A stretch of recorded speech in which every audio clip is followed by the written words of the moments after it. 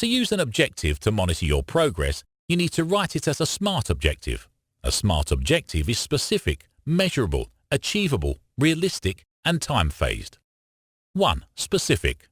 Objective should provide the who and what of program activities. Use only one action verb, since objectives with more than one verb imply that more than one activity or behavior is being measured.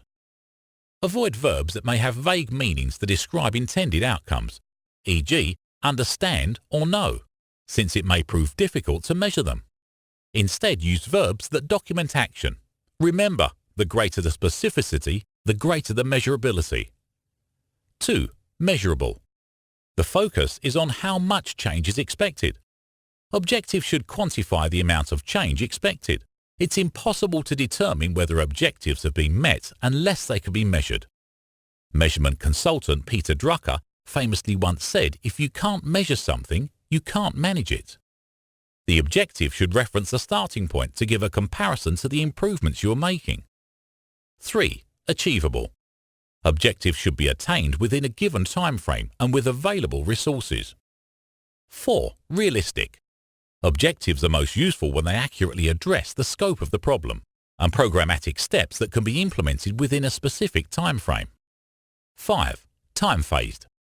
Objectives should provide a time frame indicating when the objective will be measured or a time by which the objective will be met. Let's look at poor versus good objectives. Let's say you are working with an environmental group. After your pest and SWOT analysis, you believe that the website was crucial to the group's aims. So a poor objective would be create a website that's appealing for all age groups.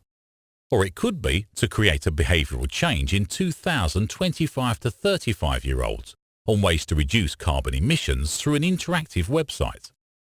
You may want the group to increase their networking with businesses.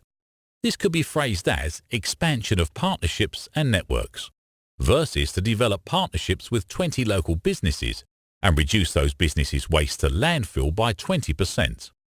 Or you may wish to communicate with the wider public. This could be phrased as improved environmental education with tools and strategies, versus to increase environmental education of 100 local residents on the benefits of recycling and reducing waste through 10 community workshops.